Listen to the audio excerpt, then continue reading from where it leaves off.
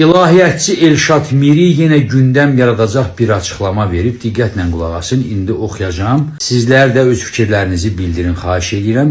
Vəfat edən insan üçün istəyirsinizsə Quran oxutdurun, istəyirsinizsə Beethoven çaldırın, brilyantdan nəsə qoydurun, heç bir faydası yoxdur. Çünki ölən insan üçün artıq kitab bağlanıb.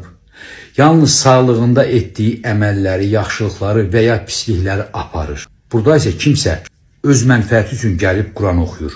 Elə bilirsiniz, mollalar gəlib xətm eləyir. Peyğəmbərin adından belə bir hədis uydurulub ki, İxlas surəsi Quranın 1/3-idir. Ona görə də ən kiçik surələrdən olan İxlas surəsini 3 dəfə oxuyurlar. Deyirlər ki, Quranı xətm elədik. Sonra da üfürürlər, kimisə ruhuna göndərirlər.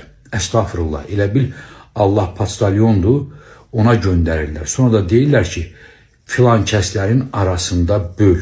Belə bir din ola bilərmi? Bunların hamısı İslamın ruhuna, mahiyyətinə ziddir. İslam dini dirilər üçündür. İnsanın bu həyatda yol xəritəsidir. Bunu düzgün başa düşüb, analiz edib həyatı ona görə yaşamaq lazımdır.